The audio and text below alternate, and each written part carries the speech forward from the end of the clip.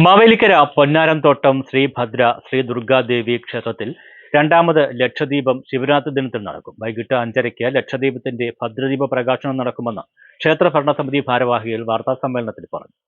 പൊന്നാരംതോട്ടം ശ്രീഭദ്ര ശ്രീ ദുർഗാദേവി ക്ഷേത്രത്തിലെ രണ്ടാമത് ലക്ഷദീപം ഞായറാഴ്ച ശിവരാത്രി ദിനത്തിൽ നടക്കും.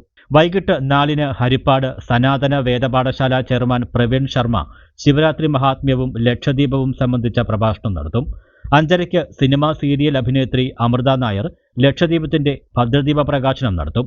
ക്ഷേത്രയോഗം പ്രസിഡന്റ് ഷാജി എം പണിക്കർ അധ്യക്ഷത വഹിക്കും.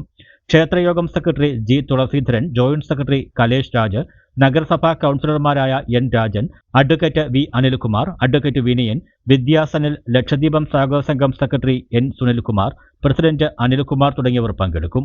പൗർണമി സംഘം ഭാരവാഹികൾ, ലക്ഷദ്വീപ് സ്വാഗത സംഘം ഭാരവാഹികൾ എന്നിവർ ചടങ്ങിൽ ആശംസകൾ അർപ്പിക്കുമെന്നും ക്ഷേത്ര ഭരണസമിതി ഭാരവാഹികൾ വാർത്താസമ്മേളനത്തിൽ പറഞ്ഞു. ക്ഷേത്രയോഗം president Shaji M Panicker, secretary G Thulaseedharan, joint secretary Kalesh Raj, Lakshadweepam സ്വാഗത സംഘം secretary N Sunilkumar, vice president Prasannan എന്നിവർ പങ്കെടുത്തു.